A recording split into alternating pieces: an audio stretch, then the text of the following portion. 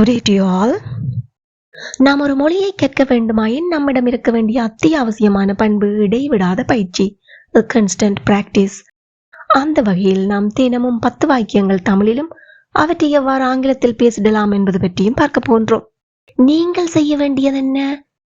தினமும் 10:30 மணிக்கு காலையில் வெளிவருகின்ற இந்த வீடியோவை பார்வையிட்டு இங்கு பயன்படுத்தப்படுகின்ற வாக்கிய அமைப்புகளில் தினமும் பேசக்கூடிய வாக்கியங்களை முடிந்தவரை உருவாக்கி பாருங்கள், எழுதி பழகுங்கள், பேசி பழகுங்கள், மறக்காம கமெண்ட் பண்ணுங்க. One day you can be fluent in speaking English. If you have any doubts, please do comment. I will help you. Now, let's move on to the video. இதுவரை யாரும் பதிலளிக்கவில்லை.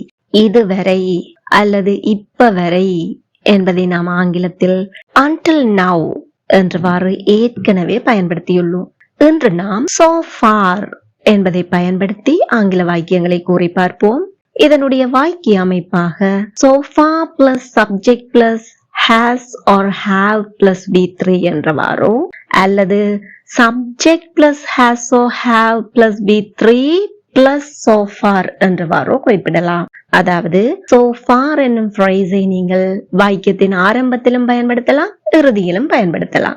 ஆரம்பத்தில் பயன்படுத்தும் போது எழுதும் போது ரொம்ப கவனமாக இருக்க வேண்டும். so farக்கு பக்கத்தில் ஒரு கமா ஒன்று போடுவோம். பேசும்போது உங்களுக்கு பிரச்சனை இல்லை, எழுதும் போது. ஆனால் இதுவே so far என்பதை வாக்கியத்தின் இறுதியில் பயன்படுத்தும் போது கமா தேவையில்லை. வாங்க உதாரண வாக்கியத்தை பார்ப்போம். இதுவரை யாரும் பதிலளிக்கவில்லை. So far no one has responded. நாம் ஏற்கனவே படித்திருக்கிறோம். no one, someone, everyone இவை எல்லாமே சிங்குலர் சப்ஜெக்ட் ஆகத்தான் கருதப்படும். அதனால் தான் no one has responded. So far no one has responded. அப்போ பதிலளிக்கவில்லை தானே, answered என்று சொன்னால் தப்பாண்டு யோசிச்சீங்கன்னா தப்பே இல்லை, பயன்படுத்தி இருக்கலாம். So far no one has responded or so far no one has answered. இதுவரை அந்த படம் நமக்கு பிடித்திருக்கு. So far we have enjoyed the movie. So far we have enjoyed the movie. மறுமுறை சொல்லி பாப்போமா? So far we have enjoyed the movie. இப்ப வர வானிலை நன்றாகவே இருக்கிறது. இப்ப வரைக்கும் எப்படி இருக்கு வானிலை? நல்லா இருக்கு. So far the weather has been nice. So far the weather has been nice. எல்லாரும் வாய்விட்டு சத்தமா சொல்லி பாருங்க. Well done. So far the weather has been nice. இதுவரை யாருமே புகார் செய்யல. So far no one has complained. So far no one has complained. இப்ப வரை அவன் முடிவெடுக்கல. Please comment your answer.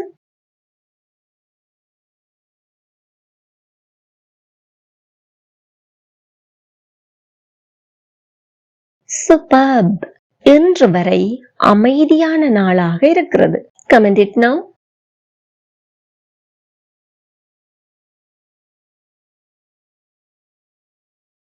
Splendid. இதுவரை அவள் நிறைய பணம் சேமித்திருக்கிறாள். Comment your answer.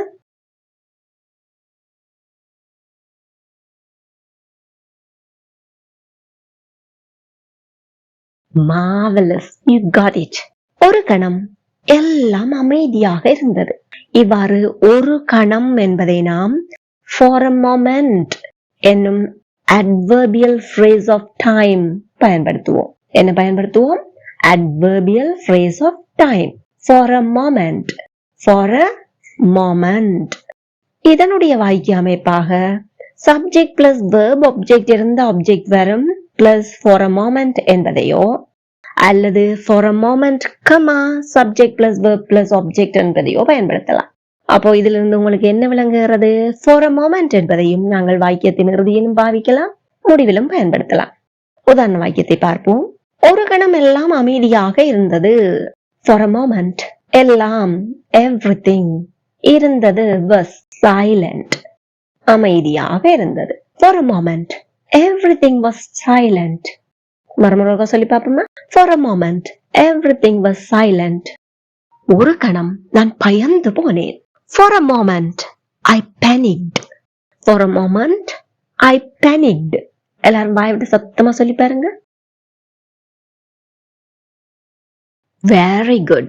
For a moment, I panicked. அவள் ஒரு கணம் கண்களை மூடினாள். இந்த கணம்ன்றது என்ன? Very short period of time. ஒரு கணம் அப்படியே கண்களை மூடினாள். She closed her eyes for a moment. ஆரம்பத்திலும் பயன்படுத்தலாம், இறுதியிலும் பயன்படுத்தலாம். இங்க நாங்க இறுதியில பயன்படுத்துகின்றோம். She closed her eyes for a moment. மறுமுறை கூட சேர்ந்து சொல்லி பாருங்க. She closed her eyes for a moment. ஒரு கணம் அது கனவு போல் தோன்றியது. சில நேரங்கள்ல எங்களுக்கு கனவு நிஜமா தோன்றும், ஒரு சில நேரங்கள்ல நினைவு கனவு போல தோன்றும். அப்போ ஒரு கணம் அது கனவு போல் தோன்றியது. Comment your answer.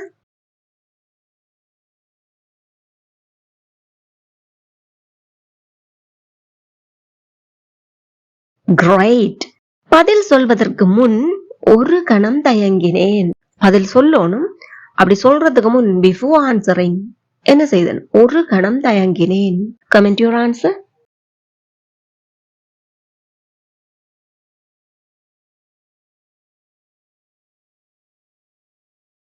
Well done. அவன் ஒரு கணம் குழப்பமாக இருந்தான். Comment it now.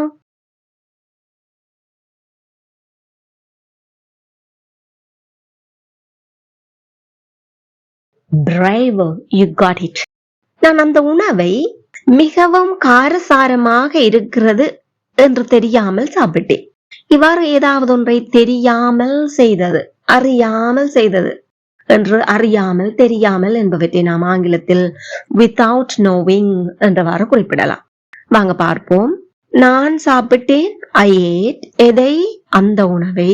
I ate the food. தெரியாமல் without knowing. என்ன தெரியாம? It was too spicy. I ate the food without knowing it was too spicy. மறுமுறை சொல்லி பாப்போம். I ate the food without knowing it was too spicy. அவன் தளர்ச்சியில் இருந்தது தெரியாமல் அவனை பார்த்து சிரித்தாள். தளர்ச்சி என்று சொல்லலாம், இல்லாட்டி அப்செட் என்று சொல்லுவோமே அப்படி. அவன் அப்செட்டா இருக்கிறது தெரியாம என்ன செய்துட்டா? அவனை பார்த்து அவள் சிரித்தாள். She laughed at him.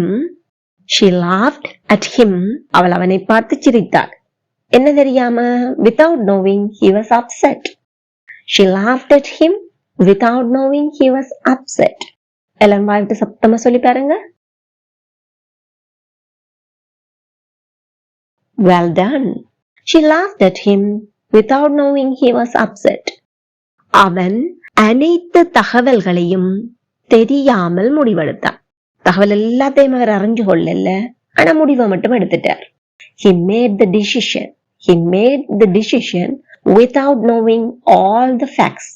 He made the decision without knowing all the facts. எல்லாமே கூட சேர்ந்து சொல்லி பாருங்க. He made the decision without knowing all the facts.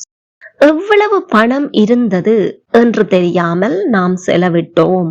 Please comment your answer.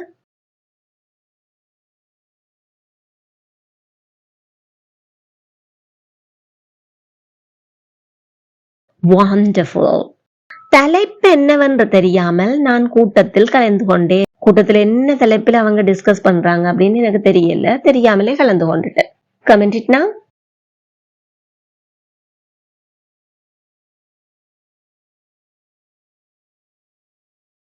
Wow, great. அவன் தெரியாமல் தவறான அறைக்குள் நுழைந்தான். Comment it now.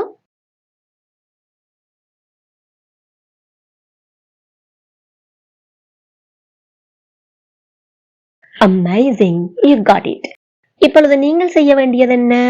sofa, subject plus has or have plus V3 என்பதையோ, for a moment, subject plus verb plus object என்பதையோ, without knowing என்பதையோ பயன்படுத்தி நடைமுறை வாழ்க்கையில் பேசக்கூடிய ஆங்கில வாக்கியங்களை சிந்தித்து பாருங்கள், எழுதி பாருங்கள், மறக்காம பேசி பழகுங்கள், கமெண்ட் பண்ணுங்க.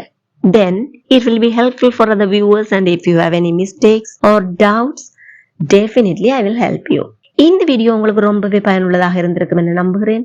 மறக்காம ஒரு லைக் பண்ணிட்டு முடிந்தவரை மற்றவர்களுடனும் ஷேர் பண்ணிக்கொள்ளுங்க. இதே போல மேலும் பல பயனுள்ள வீடியோக்களை பார்வையிட இந்த சேனலை இப்பவே சப்ஸ்கிரைப் பண்ணி அருகே உள்ள பெல் ஐக்கனை அழுத்தி கூடவே ஆல் என்கின்ற ஆப்ஷனையும் select பண்ணிக்கொள்ளுங்கள். Thank you for watching.